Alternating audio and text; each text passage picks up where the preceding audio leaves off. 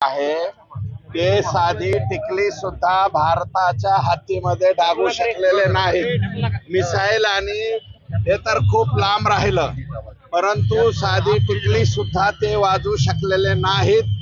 त्याच्यामुळं आणि त्यांचं काय काय बर्बाद केलंय हे आता मला वाटतं ते टेंडर वगैरे काढून सांगायला लागलेत।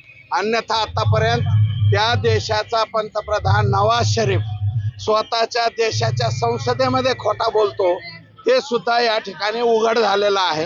पाकिस्तान किती खोटारड आहे हे आपण पाहिलेलं आहे आणि भारतीय सैन्य दल आणि देशाचे पंतप्रधान यांनी अतिशय उत्कृष्टरित्या हा विजय संपादित केलेला आहे।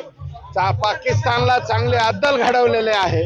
पुढे आता आमच्या देशामध्ये येऊन आमच्या माय भगिनींचं कपाळाचं कुंकू पुसण्याची हिम्मत आता पाकिस्तान करणार नाही आणि दहशतवाद्यांना पाठिंबा देणारे जो देश आहे तो आपल्या देशापुरताच नाही संपूर्ण जगामध्ये आता त्याचं पितळ उघड पडलेलं आहे।